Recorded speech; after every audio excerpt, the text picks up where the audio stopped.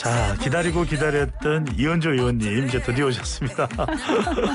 안녕하십니까? 아, 정말 고개를 했어요. 네. 네. 죄송합니다. 명절 그래서. 전이라서 차가 특별히 또 많이 막히는 것 그러니까요. 같아요. 전 시내는 괜찮은 줄 알았는데 시내도 마찬가지네요. 네. 네, 그래서 결국에는 차 놓고 또 아, 네, 공항철도 타고 왔습니다. 우리 또 정면 승부를 위해서 네. 정면 직격을 또 해주셨습니다.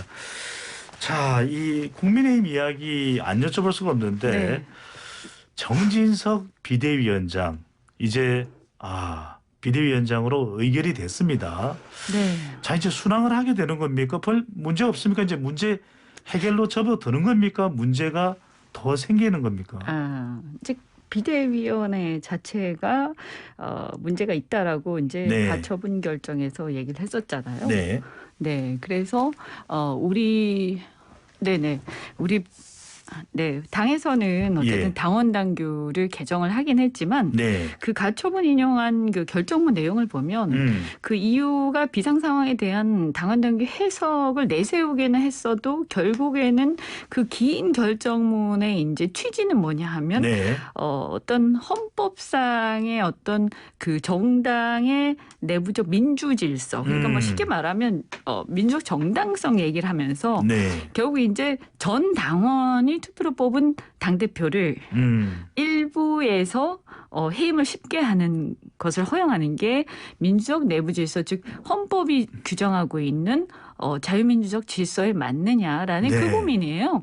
그리고 이제 거기에 대해서 그러니까 사실은 그렇게 했을 경우에 만약에 이제 당원 소환제 네. 이런 게 있죠, 사실은. 근데 이렇게 굉장히 많은 당원들이 사인을 해야 되죠. 네. 그래서 그게 쉽지는 않은데요. 이제 법원의 얘기를 보면 그렇게 해야 된다라는 취지로 보여요. 그래서 예. 그 취지를 깔고 갔었기 때문에 제가 볼 때는 당원 당규를 좀 바꿨다고 해서 입장을 바꾸겠느냐 법원이. 네. 제 생각엔 그런데. 아니 이현주 의원도 변호사신데 네. 사실 이 이준석 전 대표의 가처분 신청, 정진석 비대위원장에 대해서도 가처분 신청을 한 것인데 네, 자, 뭐 이게 어차피 어떻게 될까요? 가처분 신청을 지난번에도 했기 때문에 네. 이번에 안 할 리가 없겠죠. 그러니까 그래서 어떤 결과가 나올 걸로 예상을 하십니까? 뭐 지금 가처분 결정을 또 하게 되는 재판부도 똑같고요. 네. 그래서 재판부가 뭐 그 입장을 바꿀 이유는 없지 않습니까? 그래서 당원 당규를 좀 바꿨다고 갑자기 입장을 바꾸면 그것도 웃기는 일이죠. 그래서 네. 저는 뭐 입장은 같을 가능성이 굉장히 높다. 예, 그럼 그렇게 이준석 전 보이고. 대표가 지금 다시 제기하는 이 가처분 신청도 황정수 판사 같은 판사가 계속해서 판결을 내리게 되나요? 예, 그렇습니다. 예, 그건 보통 가처분이라는 거는 그 법원에서 되게 이제 좀 경력이 꽤 되는. 왜냐하면 이런 것들은 네. 빨리빨리 결정을 해야 되기 때문에 경력이 꽤 있는 판사 이게 재판부가 다 있거든요. 예. 그래서 그 재판부에 전담을 보통 하죠. 예.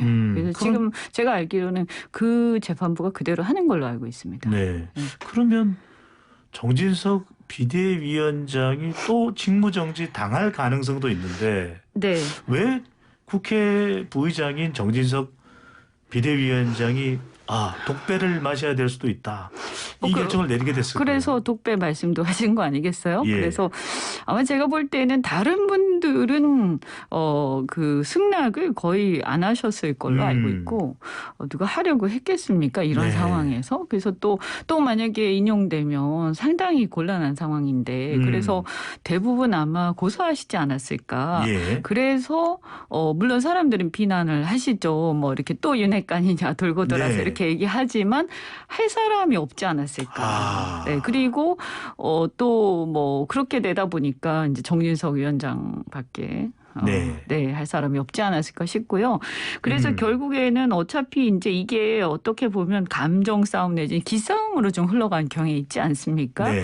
네, 그래서 이준석 대표 같은 경우에도 뭐 거의 뭐 이판사판으로 간 것 같고 그래서 말도 굉장히 험하게 좀 하고 있고요. 계속 수위가 높아지는 것 같아요. 그러니까 네. 이거는 뭐 어떤 전략이나 고도의 어떤 목표가 있어서라기보다는 네. 제가 볼 때는 거의 뭐 그냥 이판사판으로 굉장히 감정적인 대결로 가고 있는 듯한 느낌이고 당도 역시 사실은 지금까지의 보수정당의 흐름을 보면 네. 그래도 법원이 뭐라고 하면 조금 못마땅해도 법원의 사법부의 판단을 존중하면서 왜냐하면 이게 또 다른 대안이 없는 게 아니고 네. 원내대표를 다시 뽑아서 직무대행 체제로 갈 수도 있는 거거든요. 그렇게 해도 크게 뭐 드러나는 모양은 대동소이하게 갈 수도 있단 말이에요. 네. 근데 이런 방식을 계속 고집을 하는 이유는 결국에는 약간의 기싸움 같은 그런 상황으로 흘러간 거죠. 네. 그러니까 소위 말해서 각자가 이제 내가 옳다. 이런 게 좀 있는 거고 또 우리 당 같은 경우에도 그래도 이렇게 됐는데 한 번 그냥 결정이 이렇게 났다고 해서 네. 어떻게 뭐 당헌당규도 한번 개정해서 한 번 더 해봐야지 어떻게 그냥 바로 포기하냐 이런 것도 있지 않겠습니까? 왜냐하면 네. 약간 강성 지지층 입장에서는 또 그냥 포기하게 되면 지도부나 이런 쪽에 되고 아니 어떻게 그렇게 금방 불복하느냐 그렇게 비판하지 않겠습니까? 그러니까 제가 볼 때는 좀 이렇게 갈 수밖에 없는 상황이 네. 되는데 이 정치가 이렇게 가는 것은 괜히 비극이죠 사실. 이현주 의원께서 국민의힘 내부의 목소리도 많이 들으실 텐데 네. 국민의힘 내부의 좀 다수의 목소리 좀 대체적인 여론은 국민의힘 내부 여론은 이준석 전 대표에 대해서 돌아오면 안 된다는 겁니까? 아니면 이 문제를 어떻게든 좀 해결은 해야 된다는 입장입니까? 어떻습니까? 그러니까 이제 지금 보면 소위 말해서 이제 아주 강성 윤핵관이라고 네. 하는 분들 정말 뭐 이준석 대표가 돌아오면 내가 탈당하겠다. 뭐 이런 강성 윤핵관들이 계시고 예.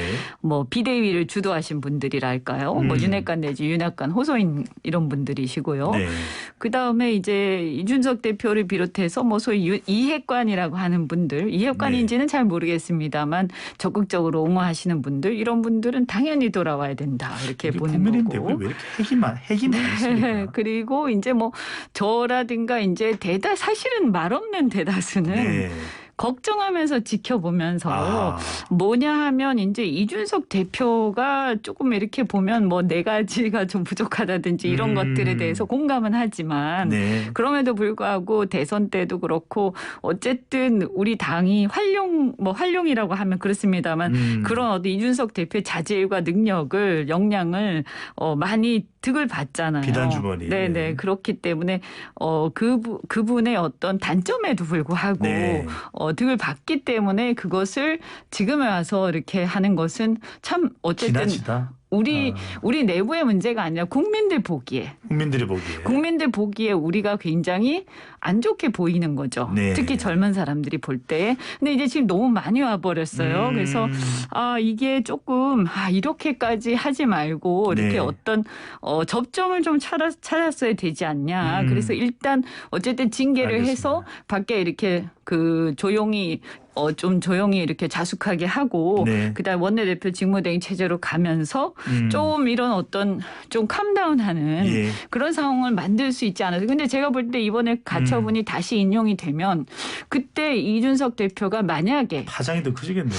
네. 커질 텐데 네. 그때 만약에 이준석 대표가 더 나가지 않잖아요.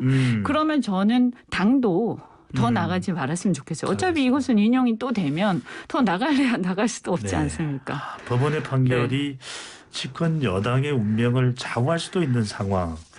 참 쉽게 이해는 안 됩니다. 자, 권성동 원내대표가 이제 사퇴 의사를 밝혔는데 자, 후임 원내대표가 누가 될 것인지에 대해서 뭐 윤핵관이 될 것이다. 신윤핵관 이야기도 나오고 아니 과연 어떤 인물이 지금 유력하게 거론되고 있는 겁니까? 그래서 뭐 워낙 이렇게 저 중진급 인물들이 많이 계시니까 그래도 또 전혀 또 이런 상황에서 여당이니까요. 예. 전혀 대통령실하고 소통이 안 돼서는 안 되지 않겠습니까? 네. 그러니까 적당히 또 그렇다고 해서 너무 또 윤핵관 이렇게 해서 앞에 나섰던 분들도 곤란하지 않겠습니까? 네. 그래서 소통은 되되 그러나 당내의 다양한 목소리를 좀 아우를 수 있는 분 뭐 이런 분이 하시면 좋지 않겠는가. 그리고 네. 민주당 지금 어쨌든 여소야대니까요. 그래서 민주당의 목소리라든가 우리가 처하는 현실 우리는 뭐 여소야대라서 사실 굉장히 어려운 현실이잖아요. 우리가 그렇죠. 큰 소리 칠 수 있는 현실은 아니거든요. 예. 그래서 이러한 냉혹한 현실을 좀 대통령실에 가감 없이 좀 전달도 할 수 있는 네. 분. 그래서 정치 경험이나 노련함이 좀 필요하다. 저는 그렇게 그래서 봅니다. 좀 기뜸을 해주시죠. 그래도 의원들의 제가 투표로 뽑게 되는 원내대표니까. 글쎄 그러면서 의원들하고도 두루두루 잘 지내야 되고. 네. 그래서 뭐 저는 이번에 이제 뭐 저기 낙마 뭐 뜻하지 않게 낙마하시긴 하셨습니다만 그 주호영 대표가 다시 또 하시는 것도 한 방법이라고. 원내대표를 한 적이 있는데 한 번 더. 뭐 그분이 워낙 그런 면에서 좀 무난하시거든요. 네. 그다음에 또 보면 윤상현 의원. 네. 윤상현 의원이 상당히 유력하게 거론되면서 신윤핵관이라는 이야기도 나오대요. 뭐 신윤핵관인지는 제가 잘 모르겠습니다. 네. 그런데 제가 알기로는 대통령실하고도 대화가 좀 되면서도 이번 비대위 상황에서 무리한 주장을 하시지 않고 사실은 상당히 냉철하게 말씀을 하시면서 예. 이 상황으로 이렇게 가는 거에 대해서 사실 좀 비판적인 얘기를 하셨어요. 근데 그것이 뭐 이제 아까도 제가 말씀드린 것처럼 그것을 너무 이제 이준석 대표의 편에서라기보다는 네. 그냥 객관적으로 우리가 이런 상황에서 당 자체가 사실 결과적으로 피해를 입는 거잖아요. 예. 이게 누구 편이 문제가 아닌 거죠, 사실은.